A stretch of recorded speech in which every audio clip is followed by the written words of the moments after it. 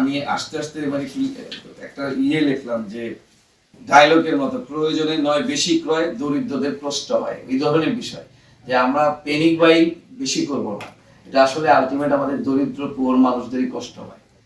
আমার দেশ ভালো না থাকলে আমরাও ভালো থাকবো না, যে যত কথাই বলেন। আমার সাময়িক সময়ে আপনি বাচ্চার মুখে হাসি ফুটাতে পারবেন, কিন্তু এট দ্য এন্ডে আপনিও কিন্তু আমি একটা উদাহরণ সবসময় দেই যে একটা ট্রাফিক সিগন্যালের এই সাইডে আপনি থাকেন, ওই সাইডে আপনি থাকেন, সেম মানুষ যখন দায়িত্ব পাসপোর্ট অফিসে যান তখন দুর্ভোগ বলেন যে কি একটা অফিসে আসলাম, অথচ আপনি যখন যে অফিসে সার্ভিস দেন সবচেয়ে খারাপ সার্ভিস আপনি দেন। সো আমাদের এটা বুঝতে হবে আমরা একে অপর পরিপূরক, আমরা কেউ ছাড়া কারো করতে পারি না, এটাই স্বাভাবিক, এটাই সমাজ। তো সমাজের সেই দায়িত্ব থেকে কিন্তু আমাদের করতে হবে। আর সামনে রোজা, যেহেতু আমরা মৃত্যুকে বিশ্বাস করি, আল্লাহ তাআলার সামনে যেতে হবে, এটা কিন্তু আপনার একদম ডাইরেক্ট কথা। এটা আপনার ভিতরে আশ্বস্ত করতে হবে, ভিতরে আশ্বস্ত না করা পর্যন্ত এই পরিবর্তন কখনোই হবে না।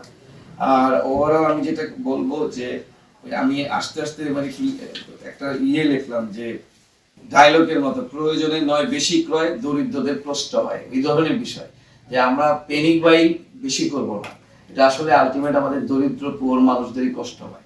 ভোলাহাটের কথা বললেন যে আসলে ভোলাহাট না চাপায়ের অনেক জায়গায় এরকম সিচুয়েশন বিরাজমান, তাদের কথা ভাবতে হবে। হ্যাঁ, বঞ্চিত আত্মীয় এদের সাথেই থাকতে হবে, এটাই আলটিমেট আমাদের মোটো।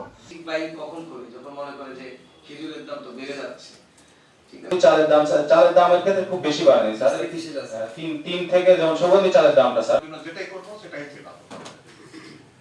আমি রসুনের দাম স্যার কেজি প্রতি প্রায় 20 থেকে কিয়ামতের দিন নবী রাসূল আমাদের ব্যবসায়ী বিসমিল্লাহির রহমানির রহিম